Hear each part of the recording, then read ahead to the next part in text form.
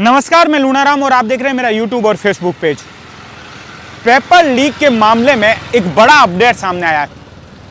बताया जा रहा है कि दोनों मुख्य सरगना जो इस पेपर लीक मामले में दोनों मुख्य सरगना है, सुरेश ढाका और उसके साथ ही भूपेंद्र, ये दोनों कहाँ भूमिगत है, आखिर राजस्थान पुलिस और एसओजी ढूंढ रही है। और अब सामने आया है, कई सूत्रों के हवाले से ये बड़ी जानकारी हाथ लगी है और सामने आया कि ये दोनों मुख्य सरगना है इस पेपर लीक के मामले में। एक है भूपेंद्र जो जालोर के सांचौर के परावा का रहने वाला है और दूसरा है सुरेश ढाका जो सांचौर के अचलपुर का रहने वाला है। और ये दोनों जो सरगना हैं वो नेपाल जा चुके हैं, भारत छोड़कर नेपाल जा चुके हैं, देश छोड़ चुके हैं।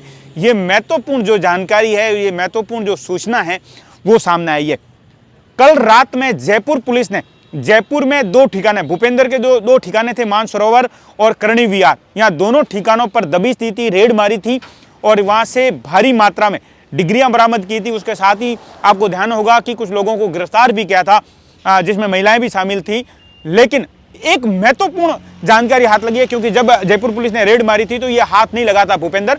उसके साथ ही पूरी जानकारी सामने आ रही है कि ये जो भूपेंद्र जो मुख्य सरगना है, उसके साथ ही जो सुरेश ढाका जो मुख्य सरगना है, ये दोनों हैं वो देश छोड़ चुके हैं, भारत छोड़ के वो नेपाल जा चुके हैं। अब किस रास्ते से गए हैं, किस तरीके की जो आगे की जानकारी है वो भी सामने आ रही है। उसके साथ ही महत्वपूर्ण अपडेट इस पूरी खबर को लेकर यही है कि पेपर लीक मामला, क्योंकि सुरेश ढाका और भूपेंद्र ही वो है जिन्होंने जयपुर से वो पेपर उदयपुर उस नकल गिरोह तक पहुंचाया था।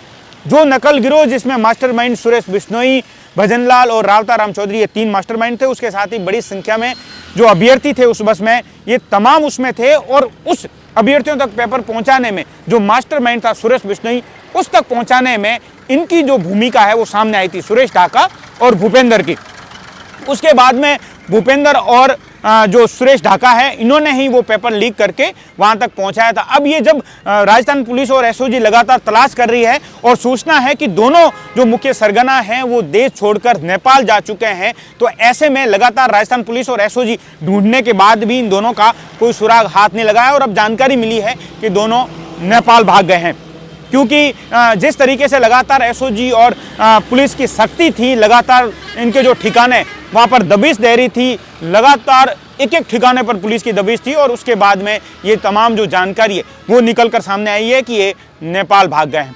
तो ऐसे में अब किस तरीके से इन्हें नेपाल में ढूंढेगी राजस्थान की पुलिस या एसओजी, नेपाल गए हैं तो कहाँ पर नेपाल में रुके हैं, किस तरीके की वो आगे की जो जानकारी है वो लगातार जो एसओजी और पुलिस खंगालेगी। लेकिन ये जरूर है कि राजस्थान पुलिस और एसओजी को इन दोनों की तलाश है और लगातार इनके जो ठिकाने हैं राजस्थान में, भले वो जालोर की बात करें, जालोर में ठिकानों की बात करें, जयपुर में ठिकानों की बात करें या अन्य कहीं पर भी जो ठिकाने हैं, वहाँ पर लगातार जो है वो राजस्थान पुलिस और एसओजी है इन दोनों सरगनाओं की लगातार तलाश कर रही है, दबिशें दे रही है। मैं आपका साथी लूनाराम, जालोर।